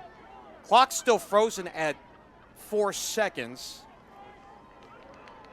They have yet to wind up the clock. And now they finally do, and we head to the all-important fourth quarter. 35-3. Bishop Watterson's on their way. Back with a fourth when we come back here on Spectrum News 1.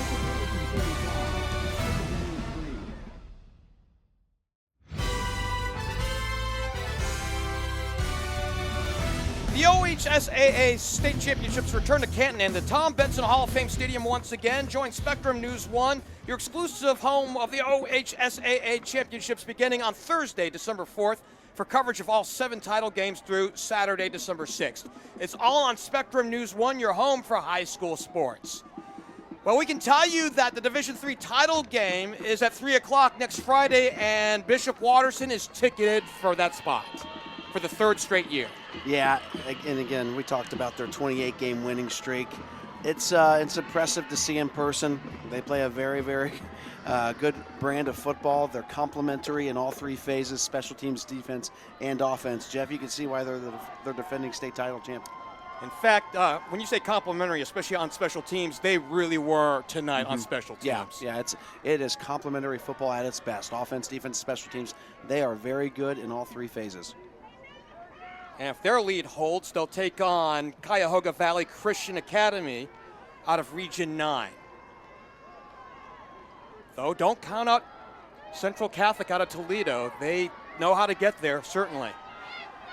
I think it's third down. So they have 4th and 26. It's 4th on the down marker. I was a little surprised that we lost the down on the unsportsmanlike to the sideline, to the bench. And I'm pretty sure it's third down. And they are conferring. Tonight's referee is Andrew Darrow.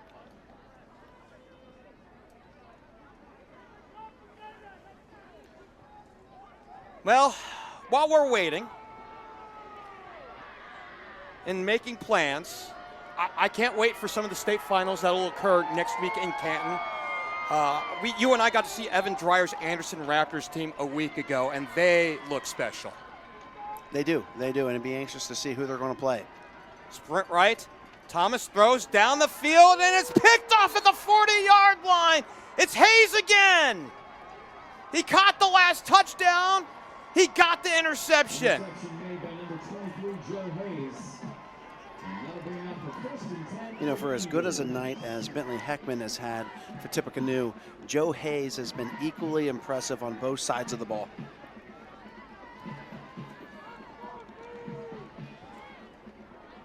Well, you know, you get the touchdown, you get an interception. It's kind of like a Max Deckard kind of night, who we unfortunately didn't get to see tonight due to a sickness. I think that's Joe Hayes' second interception of the night. It is. The corners have been fantastic tonight. They have. Hayes with 2, Bellisari with the other. And the run, and it goes to McCoy. The big back Jack McCoy at 200 pounds, the senior.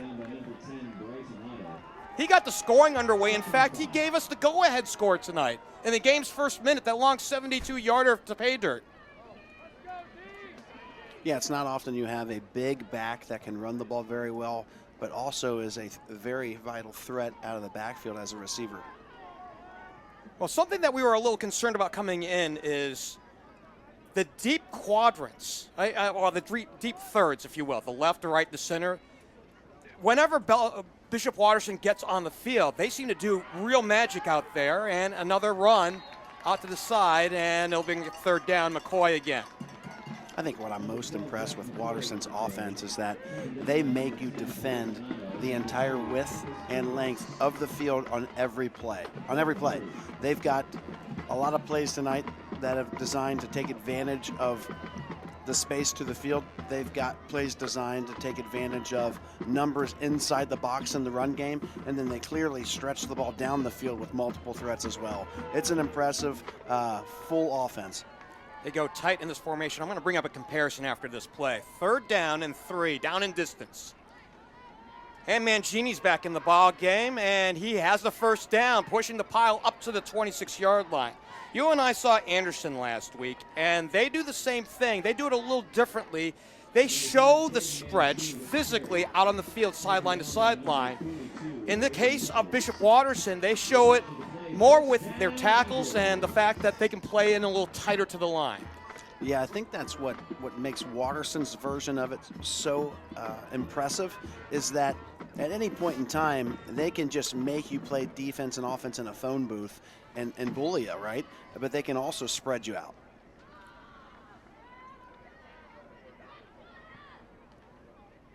Mangini again, still on his feet. Oh, actually, it's out to the sideline. So a great fake into the middle, and they played it back out to Ben Lemuel. And he should have the first down. I got to tell you, you know it's a good fake when you completely fake yourself out in the booth. I think you saw it. I kept looking at the running back, Mangini. Instead, they played it to Lemuel. Yeah, Drew Bellisari kept that thing and actually pitched it on the edge in what was kind of a pseudo triple option look. Well, I guess they want to give the winner of the 9-10 game something else to think about next week. Right. Yeah, they might be just putting that on film. Ball's at the 13-yard line. I think all we're waiting for now is the cherry on top of the sundae for the Bishop Watterson Eagles. Twins to the right. A sprint draw to the left and a touchdown again. Mangini for a second. Got a flag. That one might be coming back. It looked like Michael Boyle might have been holding there as he got around the edge. It is a hold, and you're right, this one will come back.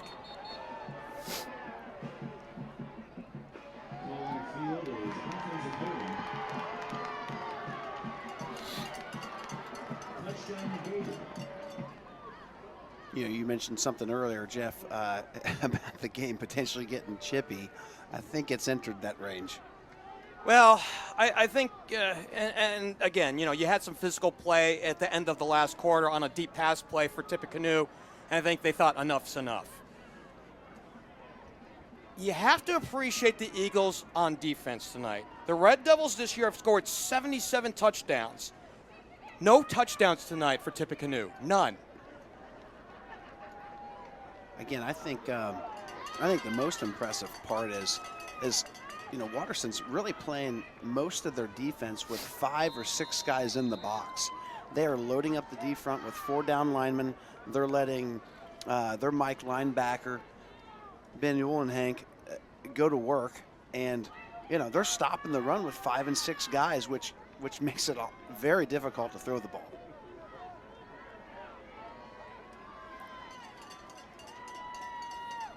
Twins to the right. 3-step drop, 5-step drop. Bellisari wants to air it out down to the right side, and caught by Bellisari out on the sideline, out at the 22-yard line. A toe tap catch out there. You know, for a high school quarterback to be able to be on the left hash and rip about a 25-yard deep out with pinpoint accuracy, that was a impressive throw. And maybe that's a nod to championship teams, because we saw that last week with Anderson and Trotwood Madison, where the Raptors' Owen Scalf had that kind of a throw for a touchdown. Yeah, not many can do that, what we just saw there.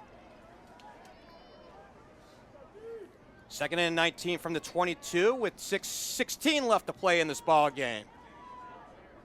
McCoy for just about nothing. Well, if you are the Eagles, you don't need to score on this drive. You've already scored enough tonight, but you're just looking for something to just say, let's put a fine bow on this one. Yeah, Tippecanoe has done a very great job in stopping the run for the most part all night. I mean, they've done a very nice job. There's been a couple of maybe some runs of 12 to 15 yards, but they really haven't popped a big run. Most of their big plays came in the pass game. 3rd and 20 from the 23. They need the 3 for the line to gain. Yeah, Carter Bellisari as the 3rd receiver down here, something different. And they go, touchdown! Yeah, all eyes were on Ben Lamiel. Beg your pardon, Ben Lamiel gets his first score of the night. And that is the cherry on top of your Sunday.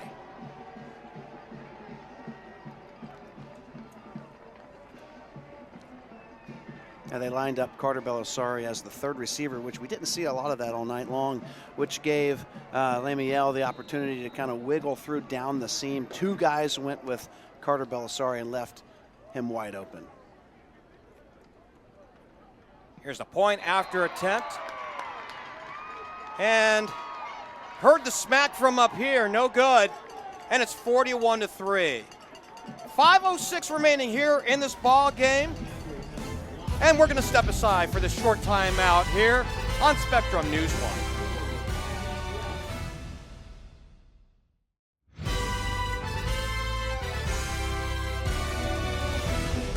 5.5-minute drive. 9 plays, capped off. It was a 42-yard drive, 9 plays, capped off by the 23-yarder from Bellisari to Lamiel. Point after blocked, and a good return on the other side for Tip. No good, and it was 41-3 after the last touchdown. 3 touchdown passes for Drew Bellisari tonight. Give him 29 this year. Lamiel with his 4th touchdown reception, and he was wide open down the seam. Yeah, he was. Again, I like the play design. You lined up Carter Bellisari almost as a decoy, as a 3rd receiver. He runs a wheel route, so Lamiel, as the number 2 receiver, is able to run a switch vert down the seam, and he just hits him in stride. Off the 41-yard line for Tippecanoe. Throw right, Thomas throws right, complete out to the right. Will Strong on the reception. Number 1, Will Strong. Result of the play. First down, Red Devils. All in all, this is going to be a fine season for Tippecanoe. Their 2nd visit back to the state Final Four in 4 years. And they go back the other way and complete. They go back to Strong on back-to-back passes for completions. Yeah, we really haven't seen enough of that tonight, right? I mean, that's 2 balls in a row that it looked like Thomas and Strong almost knew exactly where they were going to be, right? He threw 2 great timing balls kind of in that deep out area, and Will Strong came down with two great catches. 3:36 left to go here in this one. Thomas, broken play, out to the right, finds a sideline inside the 20. Number 4, Larkin Thomas on the keeper. Gain of 5.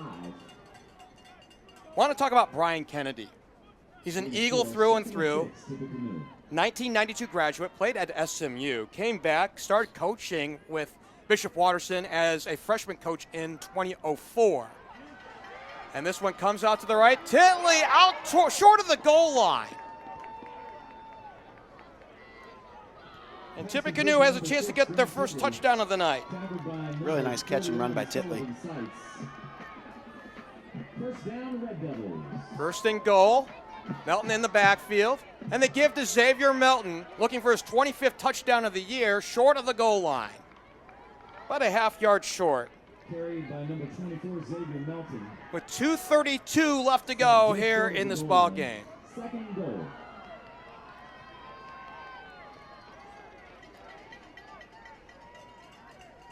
They bring in the defensive lineman, Ryan Kolb. I don't know. We'll see if he lines up as an extra blocker.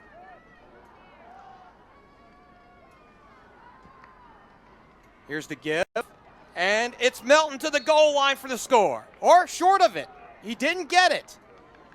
The initial view looked like he crossed the plane, but he's short. Carry again by number 24 to Xavier Melton. Stop by number 40, Michael Boyle. That big middle, Michael Boyle, in on the stop. Yeah, we've called his name a lot of times tonight. On offense as well as a blocking back. But yeah, he has filled up that middle, and they're going to need him next week, next Friday in Canton. Minute and a half left to go. And Melton in for the score. The first touchdown tonight by Tippecanoe to make it 41-9. Touchdown, Red Devils. So Melton scores for the 25th time this year. As we await the point after. Owen Bailey's, who had a 25-yard field goal earlier in this ball game, back in the first, to get their initial scoring. Good snap, and the kick is away. And no good. I didn't see if it was blocked, but it looked like it got pushed out to the right. And our brand new score with under a minute to play is 41-9. 6-play drive. It took about 4 minutes off the clock. About 59 yards, capped off by the Melton 1-yard plunge for the score. Want to keep talking about Brian Kennedy. So he started on the coaching staff in 2004, the freshman coach for 9 years. He was their line coach after that for 4 years. And then he took the top spot in 2017. Now, keep in mind that this is a school that has a pedigree, a couple of championships earlier in the 2000s. His first year, 2-8. Not the start that you want to get off to as a first-year head coach. Then 5-5 a year later, 7-3 in 2019. Got to the playoffs a year later, but really treaded water for the next couple. And then what happened in 2022? Something magical at that point. They started winning games in big chunks. So through Kennedy's first 5 years, 23-26. The last 4, 54-4. And hats off to Watterson's administration. That doesn't always happen in these days, right? If you get off to a bad start, maybe after 2 or 3 years, sometimes you let the coaches go. They stuck with them, and they've had a lot of momentum and success over the last couple of years. And over end kick, and it's collected by Bellisari out at the 15, and we're going to see the victory formation. Number 11, Carter Bellisari. We'll see if we even see one more snap, but you would imagine you just come out and take a knee. They won't do that, and that's it. The dream is still alive for a repeat. Bishop Watterson goes back to the state final.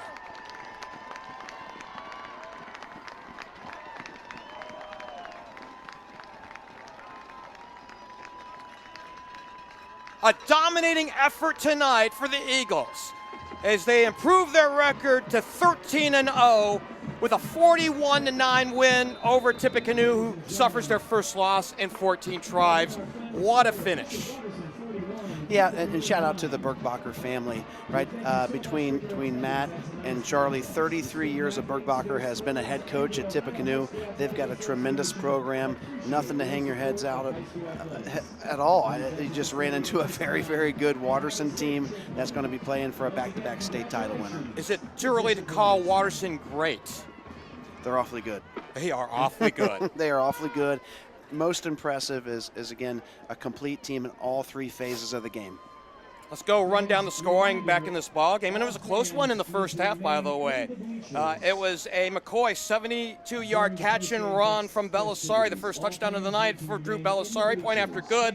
And a minute deep into this ball game, it was 7-0.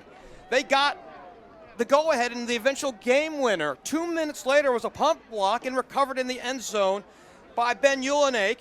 Point after good, and it was 14-0. It was Bailey's with a 25-yard field goal with 2:39 left to go in the first half to make it 14-3. So that was the score that we had as we went to intermission, and then the floodgates opened up at that point. And you point to the couple touchdowns in quick order for Bishop Watterson in the third. 7:42 left to go. It was Mangini on a 1-yard touchdown run to cap off an 8-play drive to make it 21-3. And then about a minute and a half later, it was a Baldwin recovery after the punt was blocked. He rambled down the sideline for 30 yards, and he scored the touchdown, the second special teams touchdown tonight, point after good, 28-3. Then the final scores of the night, it was a 15-yard touchdown pass. It was a 15-yard touchdown pass to Joe Hayes IV, with 2:05 left to go in the third to break it open at 35-3. The final Bishop Watterson score was the touchdown pass to Lamiel from 23 yards out. The third touchdown pass tonight for Bellisari. Point after no good, 41-3. And the final touchdown about a minute ago. It was a 1-yard plunge into the end zone for Xavier Melton. No good on the point after, and our final score tonight, 41-9. I think we talked about this during the game. A defining point tonight, I think, was special teams. Yeah. Those blocks that turned into instant points. But what other takeaways do you have tonight? Well, I'll say this. As a football alum of Miami, Ohio, Drew Bellisari is as good as advertised. I'm excited for my alma mater that the Red Hawks are going to get a great quarterback from the great state of Ohio to continue maybe some MAC championship runs into the future. But he's as good as advertised. By the way, just in case, and what Nate's talking about, the quarterback Bellisari committed to Miami University just 2 days ago. Happy Thanksgiving to all of you in Oxford. Hey, we'll take him. We'll take him. It was a game that took 2 hours and 13 minutes tonight. Of course, it ended in a running clock, and it was to the benefit of Watterson. Their 11th straight running clock win to go 13-0, and they head on to the state final 3 o'clock next Friday. Your thoughts on Watterson as they head to Canton?